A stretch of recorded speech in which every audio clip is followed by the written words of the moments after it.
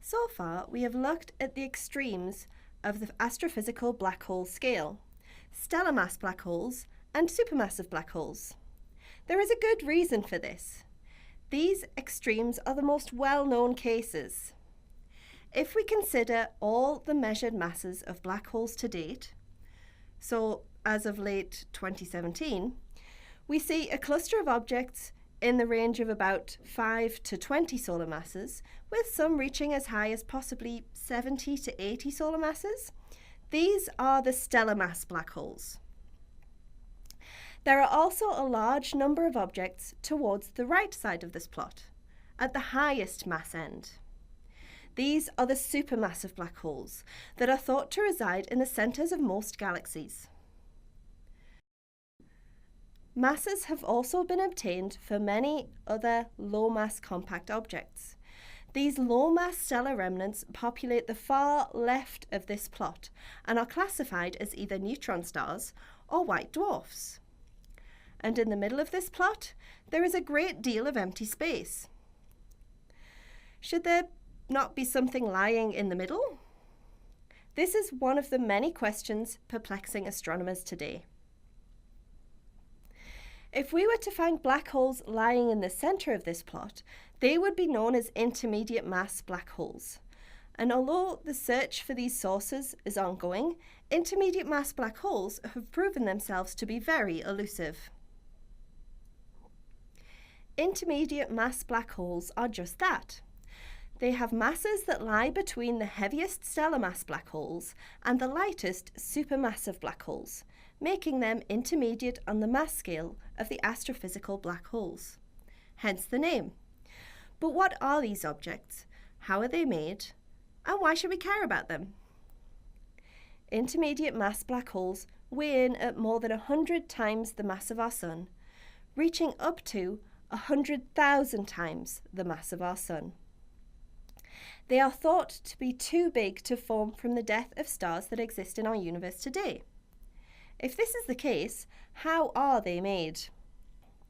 One theory suggests that these behemoths were formed early in the universe, when it was a much simpler place, chemically speaking, that is.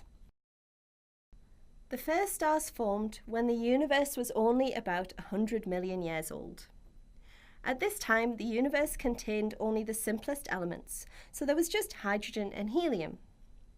This early in the universe, stars could become much larger than they are today, sometimes containing upwards of hundreds of solar masses.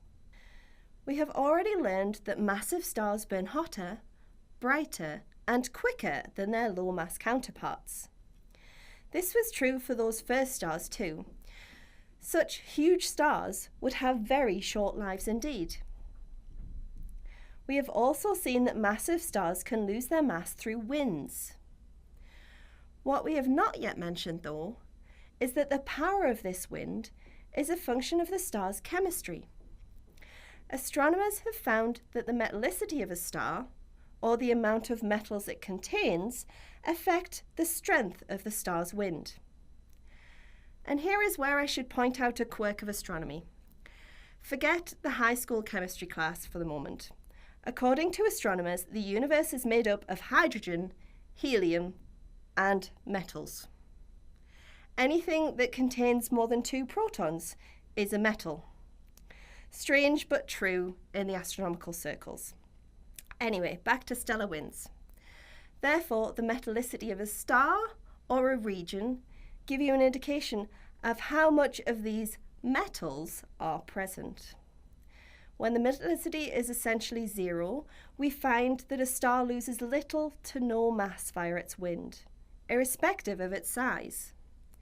This means that those first stars would have lost very little mass by the ends of their lives.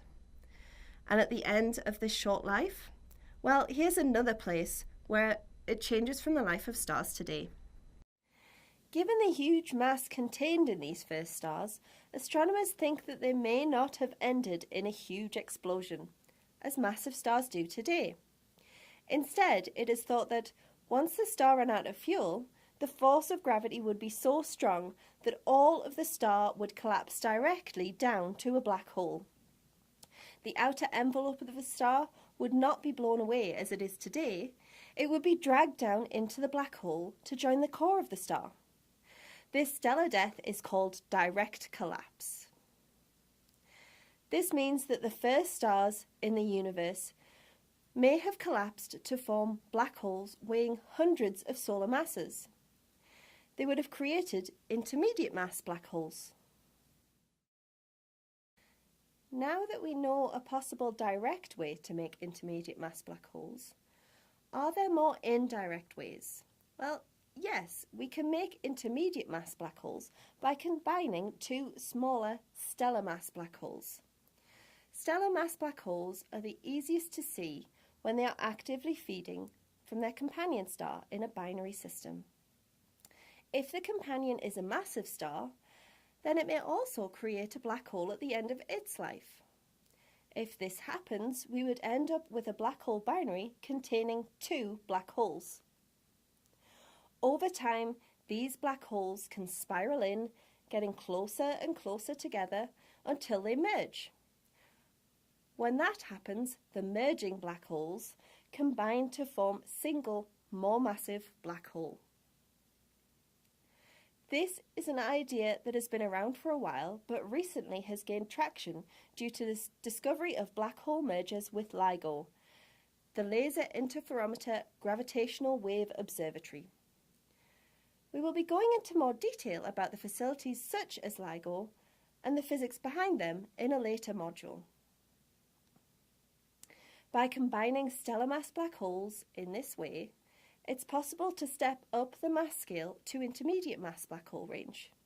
So, for example, if two black holes came together that each weighed in at about 60 solar masses, the result would be a black hole lying in the intermediate mass black hole range. Some theoretical astronomers have suggested that intermediate mass black holes could also form by a process known as runaway formation. Runaway formation can only occur in dense regions. Dense regions are areas in space where many stars are clumped closely together, as they are in some stellar clusters.